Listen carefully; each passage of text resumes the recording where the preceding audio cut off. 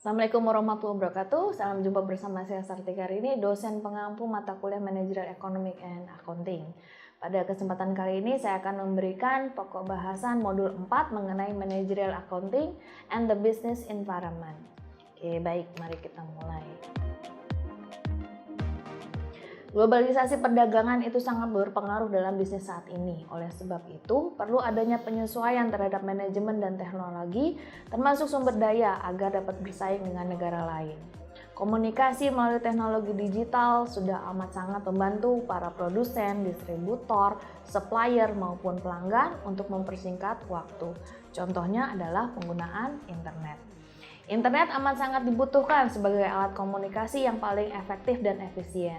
Hal-hal seperti inilah yang dibutuhkan oleh setiap perusahaan yang ingin mengembangkan usahanya agar bisa lebih besar dan lebih maju lagi. Untuk itu diperlukan external strategy agar perusahaan dapat mencapai sasaran, yaitu kepuasan pelanggan. Berikut strategi yang dapat dilakukan untuk memuaskan pelanggan. Yang pertama adalah customer value proposition, di mana strategi hubungan dengan pelanggan. Kita harus mengerti dan merespon setiap kebutuhan pelanggan. Yang berikutnya adalah strategi operasional yang baik, di mana pengiriman produk dan jasa harus lebih cepat, lebih baik dengan harga yang bersaing. Yang berikutnya adalah strategi produk atau unggulan ya, produk unggulan atau yang terdepan, di mana kita menawarkan kualitas produk-produk yang terbaik. Selain external strategi untuk pelanggan, perusahaan juga memerlukan value creation terhadap perusahaan sendiri atau dari sisi internal strategi. Banyak hal yang dapat dilakukan untuk meningkatkan kualitas dan produktivitas. Value creation yaitu value added activities dan processes, di mana banyak sekali aktivitas-aktivitas yang bisa kita ciptakan nilainya untuk stakeholder atau pemegang saham.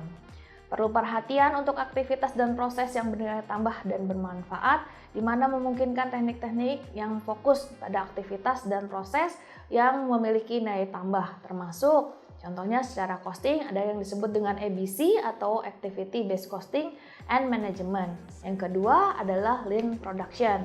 Bisa juga kita buatkan Just-in-Time Inventory Management dan Production. Lalu kita buat lagi Theory of Constraint, ada juga Kaizen Costing, ada Life Cycle Costing, Target Pricing dan Costing, ya begitu juga dengan Quality Management, di mana Total Quality Management dan Six Sigma adalah salah satu aktivitas yang bernilai tambah secara proses produksi dan operasi. Yang berikutnya adalah External Perspective, di mana kita menggabungkan Value Chain Management, di mana perpaduan antara supplier sampai dengan ke customer. Itu kita harus punya yang disebut dengan value chain management. Yang berikutnya adalah internal perspective, di mana value chain managementnya kita lihat dari secara internal, yaitu dari sisi bisnis proses itu sendiri.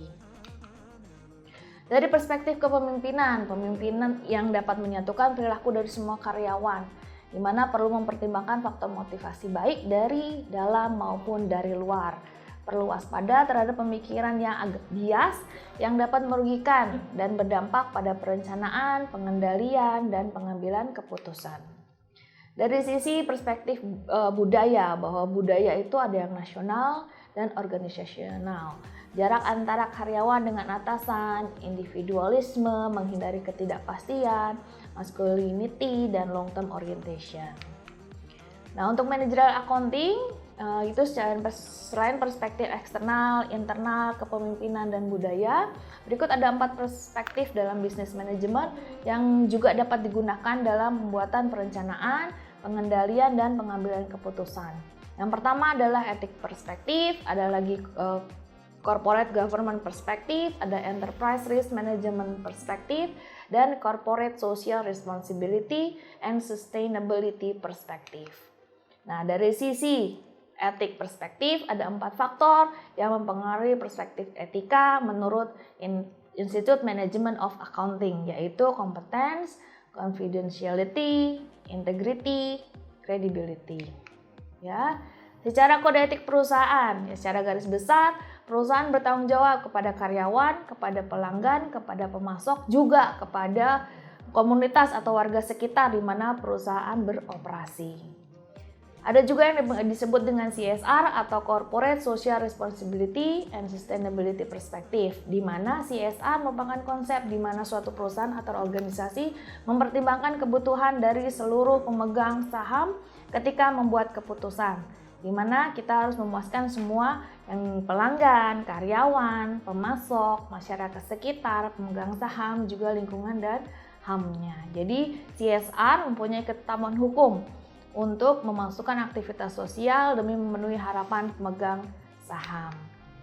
Kesimpulannya bahwa manajemen akuntansi memerlukan cakupan yang lebih luas untuk pengembangan bisnis di masa depan, terutama di bidang teknologi digital dengan sumber daya yang kompeten.